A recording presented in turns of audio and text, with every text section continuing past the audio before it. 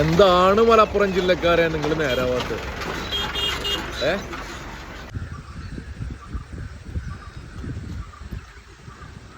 എന്താണ് മലപ്പുറം ജില്ലക്കാരെ നിങ്ങൾ നേരാവാത്തത്?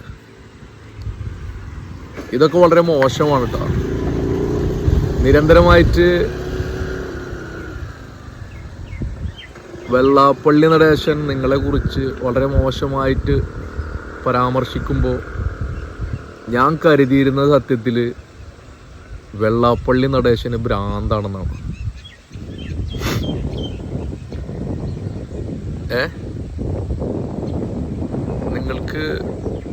നിങ്ങൾ എന്തിനാണ് ജനങ്ങളോട് ഇങ്ങനെയൊക്കെ ചെയ്യുന്നത്? നിങ്ങളവിടെ കുറച്ച് ജനസംഖ്യ കൂടുതലുള്ളതുകൊണ്ടാണോ നിങ്ങളിങ്ങനെയൊക്കെ ചെയ്യുന്നത്? കേരളത്തിലെ ജില്ലകളിൽ ഏറ്റവും കൂടുതൽ ജനസംഖ്യയുള്ള ജില്ല നിങ്ങളായതുകൊണ്ടാണോ നിങ്ങളിങ്ങനെയൊക്കെ ചെയ്യുന്നത് ജനങ്ങളോട്?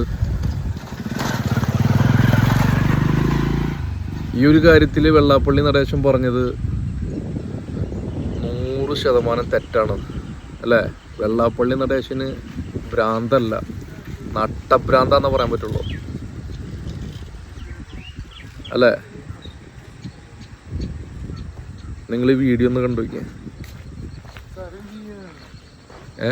എന്നിട്ട് പറ.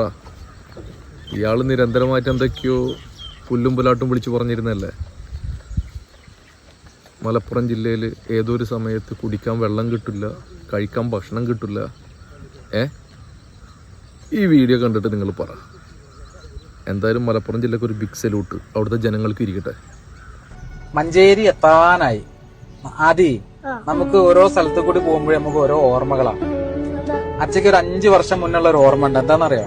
നീ ചെറുതായിരിക്കുന്ന സമയത്ത്, നിങ്ങൾക്ക് ഒരു 3 വയസ്സുള്ള സമയത്ത് നമ്മള് ഗുരുവായൂർ പോയിട്ട് തിരിച്ചു വരിക. അപ്പൊ നിനക്ക് ഭയങ്കര വിശന്ന് രാത്രി എന്ന് പറഞ്ഞാൽ 2 മണി. അപ്പൊ നമ്മൾ ഹോട്ടൽ നോക്കുമ്പോൾ ഒരൊറ്റ ഹോട്ടലും ഇല്ല. അപ്പൊ ഒരു ഹോട്ടലിൽ ചെറിയ വെളിച്ചം കാണുന്നുണ്ട്, അവർ ഷട്ടർ താത്തി. അപ്പൊ നമ്മള് അവിടെ നിർത്തിയിട്ട് ചോദിച്ചു ഭക്ഷണം കഴിക്കാൻ എന്തെങ്കിലും ഉണ്ടോ എന്ന് ചോദിച്ചു.